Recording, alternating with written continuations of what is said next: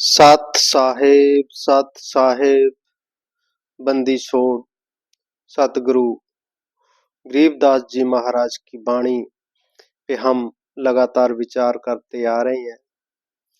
तो विरह के अंग पे हमने विचार किया।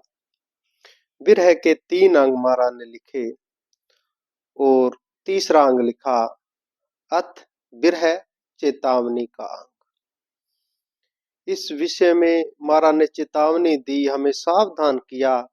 क्या सावधान किया उसको हम पहले लेते हैं। विरह है क्या? जैसे हम कल ही बात कर रहे थे, कुछ विरह के अंग में हमने विचार किया कि विरह है क्या। विरह है उस मालिक की प्रेम की एक तड़फ, उससे मालिक से मिलने की एक उगर तमन्ना, जिज्ञासा, तड़फ, ललक, जो मर्जी कहो, भी उस मालिक के बिना कुछ भी अच्छा ना लगना, यह है विरह है। और विरह के अंग में काफी विस्तार से उस प्रेम के विषय में बताया गया कि मालिक से कैसे प्रेम हो सकता है, उसको पाने से उसके मिलने की उमंग, लहर, तरंग कैसी है। महाराज जी इस अंग में चेतावनी दे रहे हैं कि सावधान हो जा। ये जो तेरे अंदर विरह पैदा हुई है, पहले इसको देख ले कि यह किस तरह की विरह है, किस तरह की उमंग है, किस तरह की लहर है, किस तरह की तरंग है। क्योंकि जब कभी हम महापुरुषों के सत्संग सुनते हैं तो एक दम आत्मा में उमंग आती है, विरह पैदा होती है, भाई यही अच्छा रास्ता है, यही सच्चा रास्ता है, यही जिंदगी का मूल है। और मुझे तो आज ही बस ये परमात्मा मिल जाए, ऐसा कुछ पल के लिए हमारे अंदर जब सत्संग में हम सुनते हैं तो हमारे हृदय के अंदर एक भाव आता है। जहाँ कभी कोई मंडली है, कीर्तन मंडली है, मिलके कोई 10-15 भगत शब्द गा रहे हैं, तो उनके शब्दों में ऐसा खिंचाव होता है, उसमें ऐसा ये रम जाता है कि कहता है कि वाह आनंद आ गया, ऐसा रोज ही हो, मैं तो इनके साथ ही हो लूं। जो आनंद की उस समय लहर आई ना, उसमें इतना मोहित हो जाता है, इतना भ्रमित हो जाता है कि कहता मैं तो बस यही है सच्चाई। तो महाराज कहते हैं कि ऐसे तेरे अंदर हृदय के अंदर एक पल के लिए जो विरह पैदा हुई, जो उस मालिक को मिलने की उमंग पैदा हुई, जो तरंग पैदा हुई, तो इस विरह को देख ये कैसी है, तो सावधान होकर पहले देख ले, तभी 2 कदम आगे चलेगा, नहीं तो तू मार खा जाएगा, तेरे को दुख हो जाएगा। इसलिए अगर उसको जाने बिना वह वहां गया, उस मन के पीछे लग गया, तो वो उस प्रेम को, उस मालिक को नहीं पा सकता। या किसी की भी कभी घटना होती है, कोई ऐसी घटना हो जाती है, जैसे कोई इकलौता पुत्र है, जवान अवस्था में वो पूरा हो गया, तो माता पिता की ऐसी दशा हो जाती है, वो कहते हैं भाई सारा संसार ही हमारे लिए तो गया, खत्म, अब तो भाई कोई राम नाम की माला ले लो, कहीं काशी वृंदावन में जाके संन्यास ले लो। ऐसी कभी कभी कोई घटना भी हो जाती है, उसके कारण भी इस मन के अंदर एक उमंग, विरह पैदा हो जाती है। तो महाराज जी कहते हैं कि ये जो हो रही है ना, इस संसार को छोड़कर सन्यासी हो जा, इन संतों के संग लग जा, यही एक मात्र रास्ता है।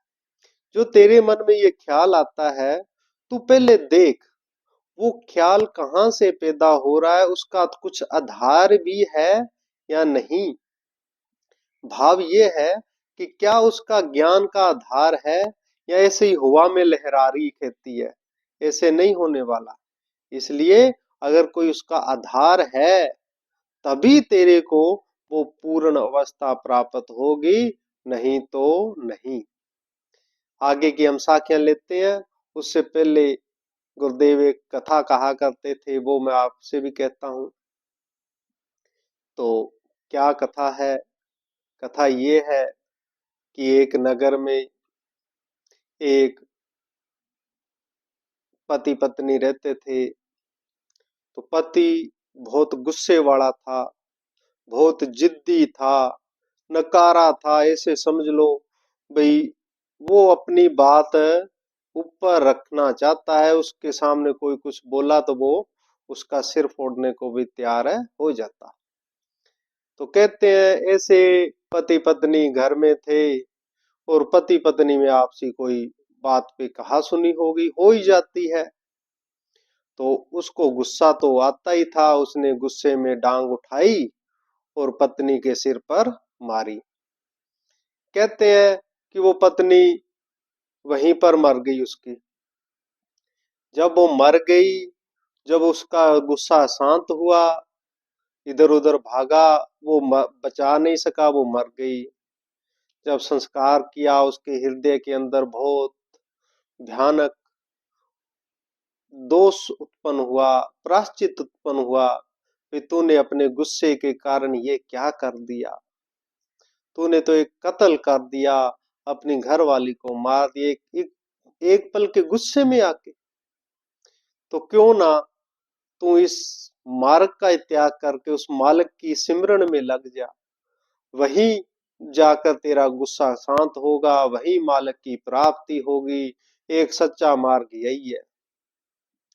कोई उसका नसीब अच्छा था कि कोई मंडली आई हुई थी पास में ही, कोई महापुरुष आए हुए थे। तो वो संस्कार के बाद सीधा वहीं पहुंच गया, उनको प्रणाम किया, बोला महाराज ऐसे ऐसे बात हो गई, मुझे अपना शरण में लो, मुझे संन्यास दे दो, अभी दे दो, इसी पल दे दो। तो महापुरुषों ने कहा भाई ऐसे नहीं संन्यास दिया जा सकता, संन्यास के लिए कुछ समय लगता है, कुछ पात्रता देखी जाती है। तेरी पात्रता क्या है?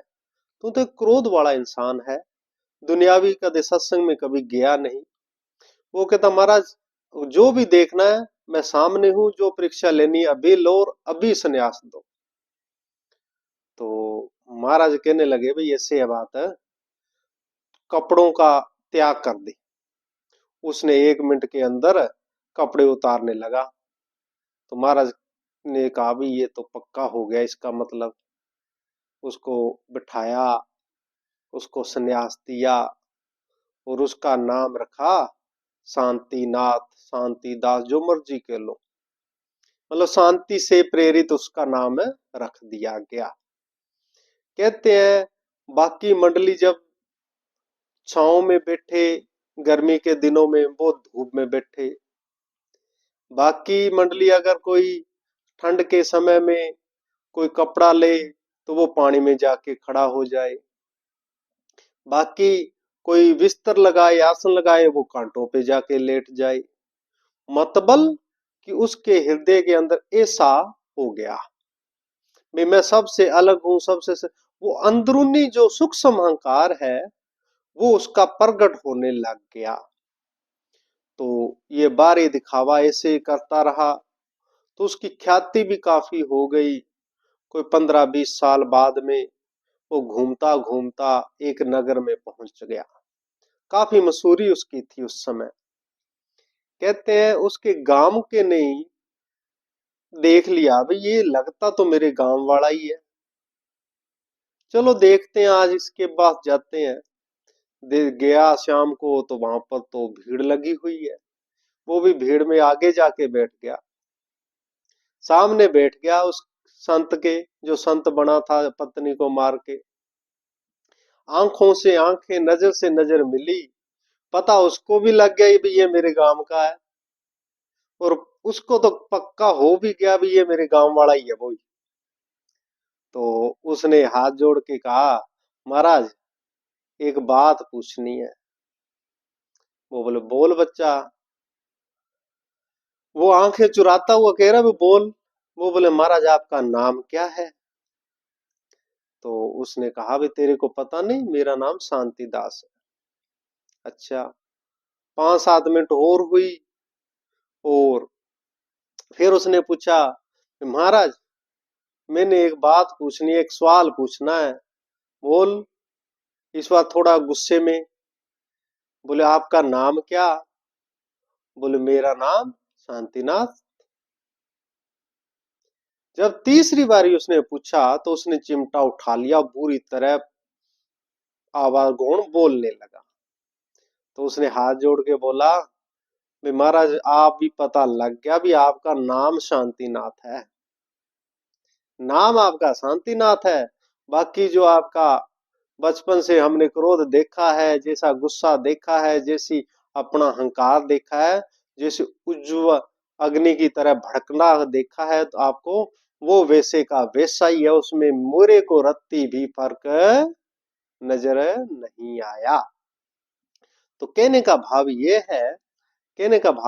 है कि अगर ऐसे हम किसी भावावेश में आके अगर कोई संन्यास भी ले लें, कहीं कोई भक्ति मार्ग में भी लग जाए, पर अगर हमारे अंदर कुछ परिवर्तन नहीं आया, अगर वो सिर्फ बाहरी दिखावे तक ही संन्यास रहा, बाहरी दिखावे तक ही हमारे उमंग रही, और अंदर से हमारे दिल की गहराइयों में वो मालक नहीं बसा, तो फिर महाराज कहते हैं कि ये जो बाहरी दिखावे वाली बिरा थी, दूसरों को प्रभावित करने वाली बिरा थी, दूसरों को अपने ओर अपने आप को श्रेष्ठ दिखाने की जो बिरा थी, ये बिरा उमंग एक पल के लिए पैदा हुई थी, परंतु तेरे अहंकार के कारण ये बिरा तुझे उस मालक तक नहीं लेके जा सकती।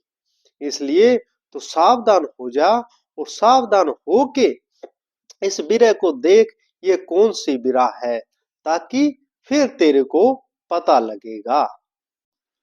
एक बात और, महाराज बंदी छोड़ गरीबदास जी इस वाणी में एक विषय को और लेंगे, उस पर 1 मिनट विचार करके हम वाणी लेते हैं। वो विषय ये है कि आज हम देखते हैं काफी लोग जिन्होंने संन्यास भी लिया, महापुरुष भी, वो हमेशा ये बोलते हैं कि मैंने ये छोड़ दिया, मैंने इतने किले जमीन छोड़ दी, मैंने गाड़ी छोड़ दी, मैंने बंगला छोड़ दिया। ऐसे अपने शिष्यों के अंदर वो अपनी बात बोलते हैं। परंतु महाराज बंदी छोड़ गरीबदास जी अपनी वाणी में, इन वाणियों में प्रमाण कर रहे हैं कि अगर तू ऐसा कहता है कि मैंने छोड़ दिया, तो तुमने छोड़ा कहाँ? जो छोड़ दिया उसका तो जिक्र नहीं करना। अगर जिक्र कर रहा है तो फिर छोड़ा कहाँ? इसलिए ये बार बार जो तू कह रहा है कि मैंने ये छोड़ दिया, ये छोड़ दिया, ये कर दिया, तो ये तो तेरा सूक्ष्म अहंकार है। तो इससे भी सावधान होने को महाराज इन वाणियों में फरमान कर रहे हैं।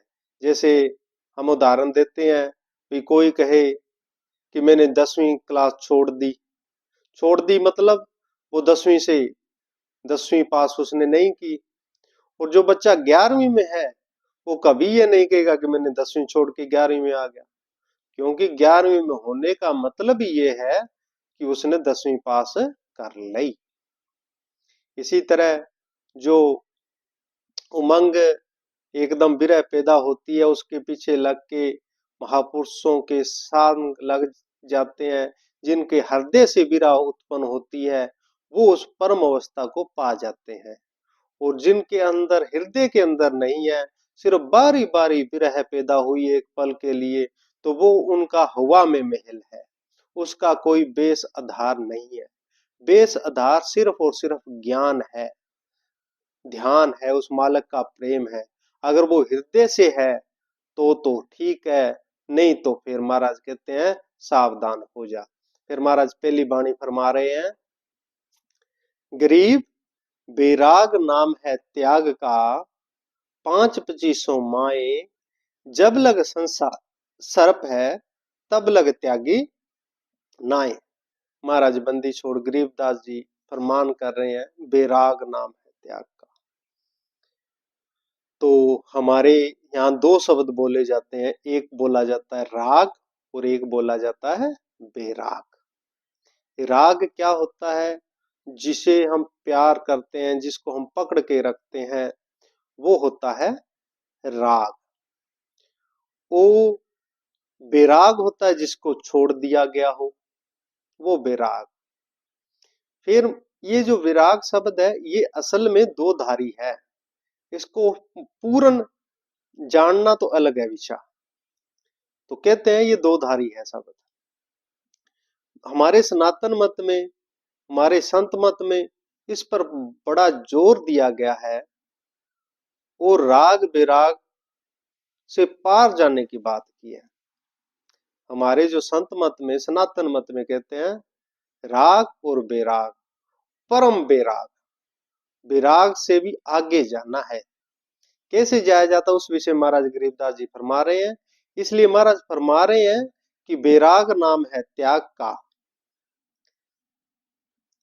राग बेराग दोनों का ही त्याग असल बेराग हो सकता है। राग का भी त्याग, बेराग का भी त्याग, दोनों का त्याग ही असल त्याग है, असल बेराग है। कहते हैं 5-25 माहे। भाई जो है 5 तत्व है, 25 प्राकृतियों का जो जाल है, उसको पूर्ण त्याग से ही पार पाया जा सकता है। संपूर्ण त्याग से। जिसका त्याग कर देता है, उसका मन हर दम उस बात में लगा हो, तो वह त्याग नहीं है। और जिसने त्याग दिया, उसने त्याग दिया, फिर उसको क्या याद करना, क्या करना।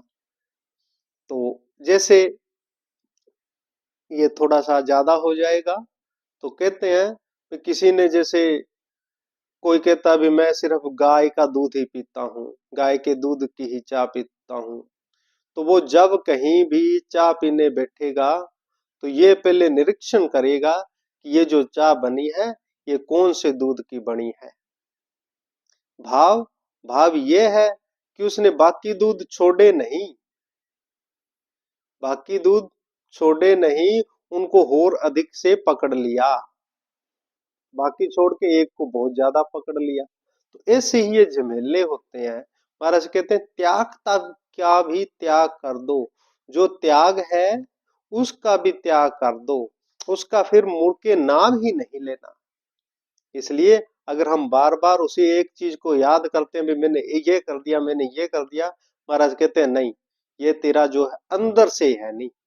महाराज कहते हैं जब लग संसार सरप है, तब लग त्यागी ना है। जब तक तेरे मन के अंदर कुछ भी शंका है, कुछ भी थोड़ा बहुत भी शक है, तब लग त्यागी नहीं है तू। अगर तू त्याग की बात करता है तो त्यागी नहीं है तू। महाराज कहते हैं सनातन का हमारा जो नियम है वो है त्याग का भी त्याग कर दो, फिर होता है पूर्ण त्याग, पूर्ण बैराग। फिर महाराज कहते हैं ग्रीव बैराग नाम है त्याग का, 5-25 संग, ऊपर की कंचली तजी, अंतर विषय भुअंग। भाई तेरे को जो त्याग करना, सभी का त्याग करना है, अंतर आत्मा को उस पूर्ण मालिक को अर्पण करना है। और जब वो अर्पण हो गई, जब हमने दंडवत कर दिया, तो फिर बाकी क्या बचा। अगर हमारे अंदर बाकी कुछ है, तो फिर वो त्यागी नहीं है। महाराज ने फिर उदाहरण दी, कहते हैं कि जो सांप होता है, ठंड के मौसम में एक जगह पड़ा रहता है, तो उसके ऊपर कांचली आ जाती है, ऊपर एक परत हो जाती है, और जब मौसम ठीक होता है, वो उससे बाहर निकल के चला जाता है। तो महाराज ये कहते हैं, फरमान करते हैं कि ऊपर की कांचली तजी, अंदर विषय भोग। कांचली में कोई जहर नहीं होता, वो कुछ नहीं होता, पर उसके अंदर जो है, जो उस कवर के अंदर जो है जिंदा सांप है, उसके अंदर तो जहर है ना। तो यही महाराज कह रहे हैं कि जो तुम ये बाहरी कवर है, तेरी बाहरी कांचली है, बाहरी लोगों को दिखाने के लिए जो ये कर रहा है, और तेरे अंदर, हृदय के अंदर, मन के अंदर वैसे के वैसे विकार भरे हैं, तो तू सावधान हो जा। यह विरह तेरे को नरक लेके जाएगी ही जाएगी। फिर महाराज कहते हैं, गरीब आसन बसन सब तज गए गाम और गेहे, माहे संसा सूल है, दुर्लभ तजना ये है। महाराज कहते हैं कि अजर राज गद्दियां छोड़ दी, गांव छोड़ दिया, इलाका छोड़ दिया, देश छोड़ दिया, और फिर भी तेरे अंदर जो है संसासूल है, फिर भी तेरे मन के अंदर द्वंद है। भाई मैंने जो छोड़ा, जो मैंने पाया, उसमें कौन सा ज्यादा अच्छा था, मैं कहाँ रहता तो ज्यादा अच्छा होता, कहाँ क्या करता तो अच्छा होता। अगर इसी तरह का तेरे मन के अंदर वाद विवाद चल रहा है, संसार चल रही है, संपूर्ण समर्पण हुआ नहीं, तो महाराज कहते हैं कि तू नरक का अधिकारी हो जाएगा। और तेरे को छोड़ना है तो असल ये जो अंदर मन का जो तेरे अंदर द्वंद चल रहा है, उसको छोड़ना था, और उसको छोड़ना ही मुश्किल है। महाराज कहते हैं दुर्लभ तजना, ये जो अंदर जो वाद विवाद चल रहे हैं, जो तू हर समय अपने आप को देख रहा है, कंपेयर कर रहा है, पहले अब यहाँ ज्यादा फायदा है, वहां ज्यादा फायदा है, यहाँ नुकसान है, ऐसे जो तू तुलना कर रहा है, इसको छोड़ के उस मालिक के प्यार में जाना है। फिर महाराज कहते हैं, गरीब बाज कुही गत ज्ञान की, गर गगन गर्ज गर्जंत, छूटे सुन आकाशते, संसा सर्व बक्षंत।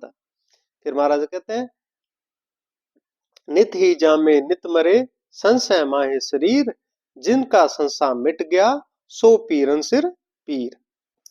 महाराज कह रहे हैं, बाज कोही गत ज्ञान की, गगन गर्ज गर्जंत। कहते हैं कि बाज जो होता है वो ऊपर आकाश में बहुत ऊंचाई पे होता है, उसका कोई आधार तो होता नहीं। जैसे ही वो देखता है कि कोई जीव है नीचे, जिस उसका भोजन जो है वो अगर उसको दिख जाए, तो वो ऊपर की ऊंचाइयों से एकदम नीचे आता है और उस जीव का ग्रास कर लेता, उस जीव को खा के फिर ऊपर उड़ जाता है। महाराज कहते हैं, अगर तेरी ऐसी हालत है कि तू बहुत ऊंचाई पे चला गया बाज की तरह, और तेरा आधार कोई है नहीं, और तेरे को कोई भी एक बात ऐसी उटपटी लगी जिसने तेरा अहंकार को चोट लगी, तू एकदम जो है नीचे आ जाता है और भक्षण करने की हालत में आ जाता है, जैसे बाज आ जाता है। कहने का भाव यह है कि जो अवस्था है वो तेरी बाज जैसी है, तू ऊपर है और खाना गंदगी खाने के लिए एक पल में नीचे आ जाता है। तो ये तेरी परमानेंट अवस्था नहीं है। परमानेंट अवस्था होती तो तू ये जो है जीव भक्षण करने जैसा बाज करता, ऐसे ना करता। तेरा एक जो सदा शाश्वत जो समर्पण है, संसा जो है, वो मिटने का एक ही रास्ता है, सतगुरु की शरण। सतगुरु को संपूर्ण समर्पण जिसने कर दिया, उसमें फिर कोई शंका नहीं रहेगी। शंका जब तक है तब लगे, अगर वो कहीं देखने में बहुत बड़ी पदवी तक भी पहुंच जाए, पर वो उसकी हालत ऐसे बाज वाली ही होगी। पता नहीं है वो किस पल इस धरती पे जीव भक्षण करने के लिए अपनी नीचे की उडारी ले ले। इसलिए महाराज कहते हैं, नित ही जामे नित मरे, संशय माए शरीर। अगर तू हर रोज तेरे मन के अंदर संशय है, तो ये जीव जो है ये आत्मा के बंधन हो जाते हैं। जो हम मन तन की गहराइयों से सोचते हैं ना, तो ये एक आत्मा के बंधन होते जाते हैं, और उन उन बंधनों में फिर इस आत्मा को जानना पड़ता है। इसलिए महाराज ने कहा है कि तू ये जो संशय है इनसे निवृत्त हो, फिर ही तेरा कुछ होने वाला है।